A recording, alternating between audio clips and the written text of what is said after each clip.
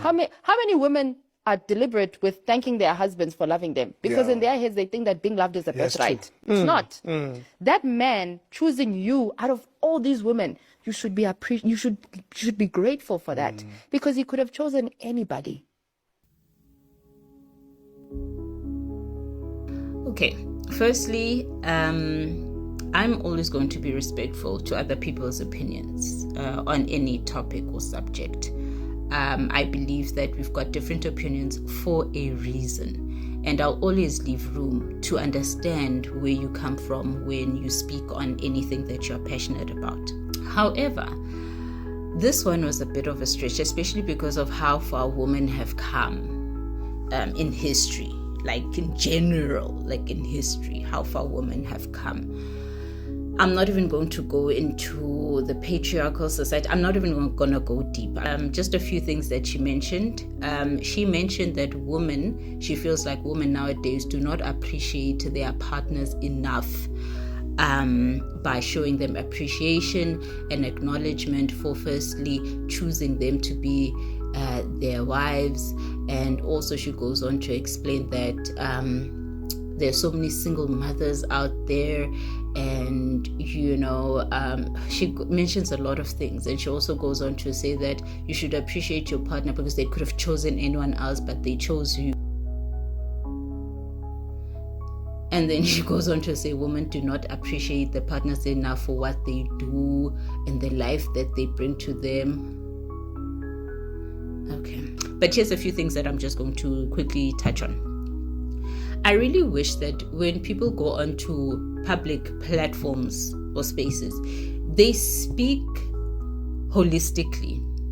It's very important, especially if you're in a position to spread information or to help shape another person's idea. I think I understand where she was coming from. She just wanted to say that just because you're in a position where you are placed as a wife or as a partner, don't take it for granted. I think that's where she was. I'm just now trying to be like, I hope that's what she was going for. If she wasn't, then I'm just like, okay, stop. Firstly, when you go into a partnership or a marriage, it's not just one person choosing the other. You're both choosing each other because it's a partnership. It's a union. Okay, it's a partnership. As much as this man will be providing masculine support or masculine influence in the relationship, as a woman, you will be doing the same. It's not like women are just passively sitting there watching this marriage unfold and the man is just carrying the load all by themselves. No, even in the Bible, it says that God decided to make a helper for Adam. Like a helper. Like if Adam was that phenomenal, why couldn't he have done everything himself? Why was there a need for God to then create a support system for Adam? So, and then she also goes on to say that there are a lot of women that he could have chosen. Yeah, there are options. There's a variety of options out there. Yes, and he chose you because there's a chemistry to build. He saw something in you that he felt that, this particular person, for whatever reason, can help me shift my life forward. You see, I think it's so important for women to understand that as much as you are chosen by a man to create a life with, you must understand your value. No man would choose something laying enough value to go and build with.